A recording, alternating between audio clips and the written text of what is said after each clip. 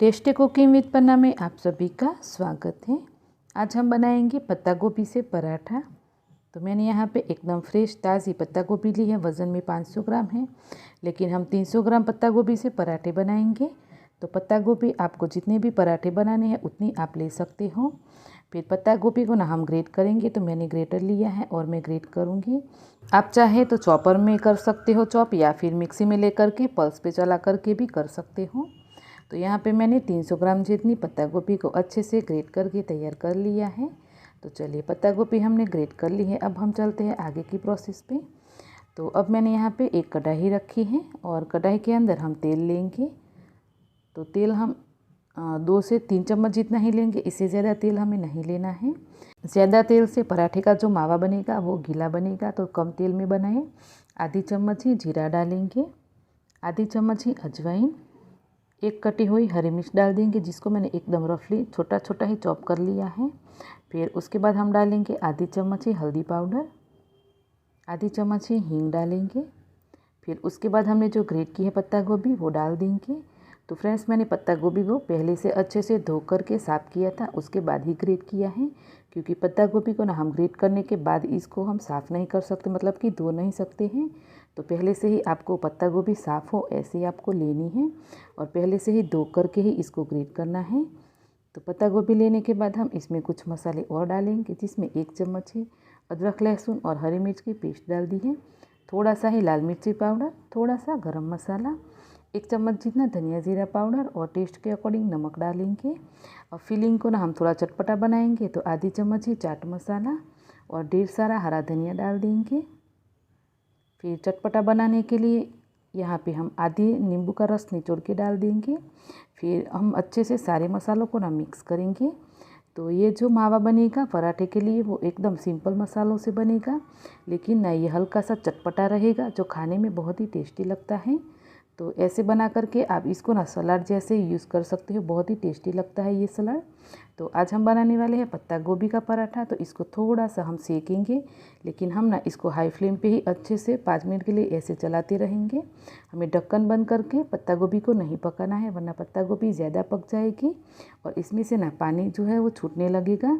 तो हमें ये मसाला एकदम सूखा सूखा बनाना है, तो इसलिए हम इसको ऐसे ही घुमाते रहेंगे 5 मिनट के लिए और इसकी ना हम स्टफिंग बना करके तैयार करेंगे। तो 5 मिनट जितना टाइम हो गया है और पत्ता गोभी का जो हमारा मावा है पराठे के लिए वो बन गया है। तो हम इसको साइड पे रख देंगे। तो इसको ना हमें टोटली ठंडा करना है, उसके बाद ही पराठे बनाने हैं। जब तक हमारा मावा ठंडा होगा तब तक हम यहाँ पे आटा गूँथेंगे। तो मैंने 2 से ढाई कप जितना गेहूँ का आटा छान लिया है। इसमें आधी चम्मच जितना अजवाइन लेंगे और अजवाइन को हाथों से क्रश करके डाल देंगे। यहाँ पे 1/4 चम्मच जितना मैं नमक डाल रही हूँ। तो मैं ना यहाँ पे जनरली नमक है वो नहीं डालती हूँ, लेकिन पराठा बना रही हूँ तो थोड़ा सा डाल रही हूँ। फिर हम मोयन के लिए इसमें तेल डालेंगे 2 चम्मच जितना। अब थोड़ा थोड़ा करके पानी डालेंगे और आटा गूँथ करके तैयार करेंगे। आटा हमें जैसे रोटियां बनाने के लिए आटा गूँथते हैं बस वैसा ही गूँथ करके तैयार करना है। हार्ड आटा गूँथोगे तो फिर पराठा है वो फटेगा। तो रोटी के जैसे ही सॉफ्ट आटा गूँथ करके तैयार कर लें। फिर आटे को ना अगर टाइम है तो 10 मिनट के लिए रेस्ट पे रखें, नहीं है तो फिर आप तुरंत ही बना सकते हो पराठा। टाइम है तो थोड़ा हार्ड आटा गूँथ करके रख सकते हो, नहीं है तो फिर आप थोड़ा सा आटा है वो सॉफ्ट ही गूँथें, ताकि झटपट से पराठे अच्छे से बन पाए। मावे को मैंने यहाँ पे प्लेट में रख करके ठंडा कर लिया है। तो चलिए, मावा भी ठंडा है, आटा भी गूँथ गया है। रोटी से थोड़ी सी बड़ी साइज़ की लोई लेंगे। लोई को हाथ में लेकर के हम चपटा करेंगे। आप बेल करके भी कर सकते हो, लेकिन बेलने से थोड़ी सी जल्दी से पतली हो जाती है, तो फिर है ना पराठा अच्छे से नहीं बन पाता। तो मेरा सजेशन है कि आप ऐसे ही हाथ से ही इसको ऐसे चपटा करें और इस तरीके से ना हाथ में रख करके आटे में खड्डा करें और इसके अंदर मावा भरें।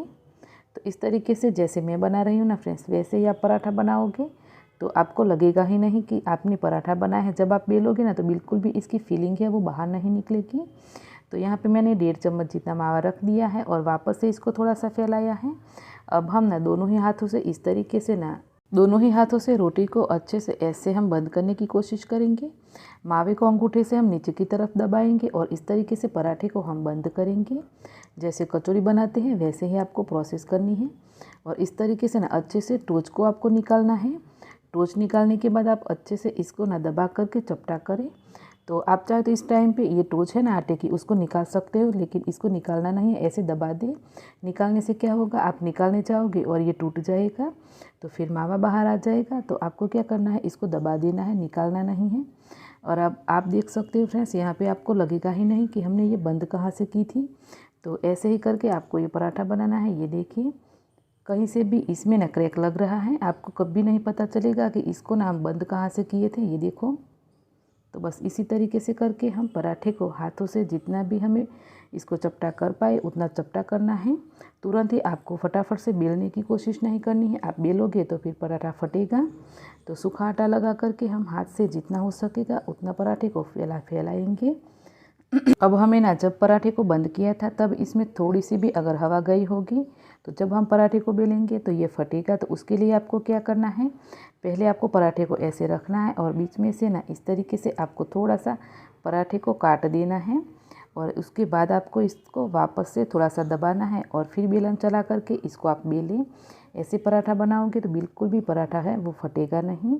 आप कोई भी पराठा बनाओगे बिल्कुल नहीं फटेगा। और आप जब बेलोगे और बेलने के बाद भी आप देखोगे ना तो आपको लगेगा ही नहीं कि ये पराठा है।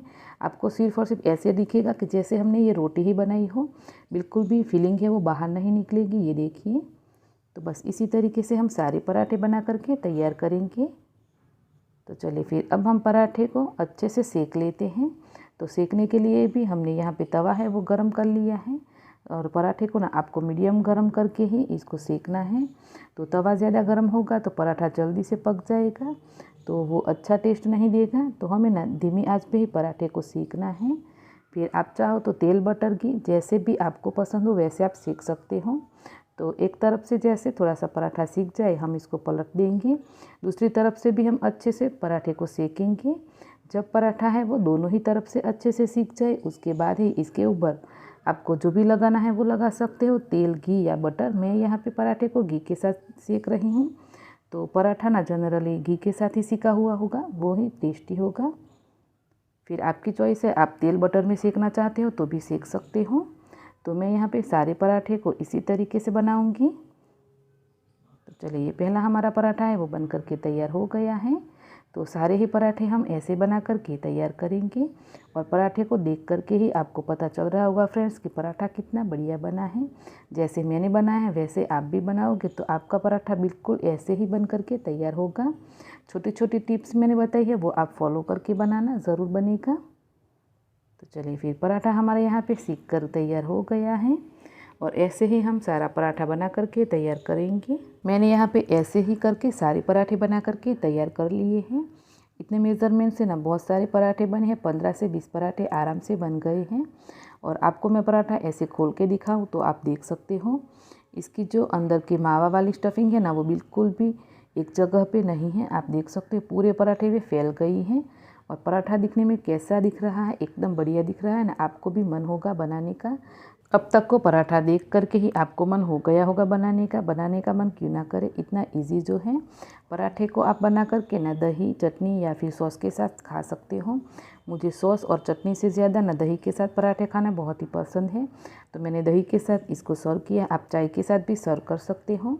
तो चलिए फिर हमारा गोभी का पराठा है वो बन करके तैयार हो गया है।